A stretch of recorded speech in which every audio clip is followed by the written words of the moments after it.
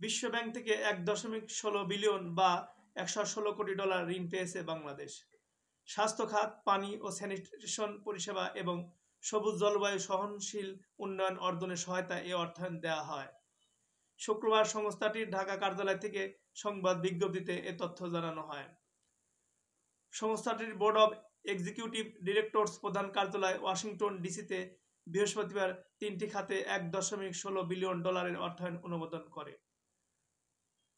প্রতি ডলার সমান 119 টাকা 56 পয়সা ধরে বাংলাদেশি মুদ্রায় এই অর্থায়ন পরিমাণ দাঁড়ায় 12,147 কোটি 29,60,000 টাকা। বিশ্ব ব্যাংকের কান্ট্রি ডিরেক্টর আব্দুল্লাহ শেখ বলেছেন, বাংলাদেশ জলবায়ু পরিবর্তনের জন্য সবচেয়ে ঝুঁকিপূর্ণ দেশগুলোর মধ্যে একটি।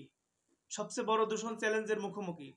প্রতিটি সেক্টরে জলবায়ু স্থিতিস্থাপকতা উন্নত করা এবং দূষণের দুর্যোগ মোকাবেলা করা একটি গুরুত্বপূর্ণ উন্নয়নে অগ্রাধিকার হয়ে উঠেছে।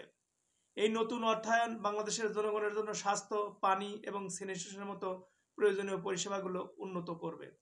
এর মাধ্যমে পরিষ্কার, জলবায়ু সহনশীল এবং টেকসই উন্নয়নের ভিত্তি স্থাপন করবে।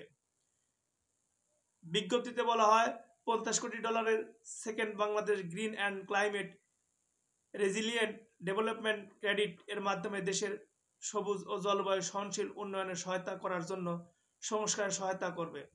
এ অর্থায়নে স্থানীয় ও জাতীয় পর্যায়ে সবুজ এবং জলবায়ু স্থিতিস্থাপক হস্তক্ষেপের জন্য জনসাধারণ পরিকল্পনা এবং অর্থায়ন এবং বাস্তবায়নের উন্নতির জন্য নীতি সংস্কারকে সমর্থন করে এবং মূল খাতে পরিষ্কার এবং সম্পদ দক্ষ উৎপাদন ও পরিষেবার প্রচার করে।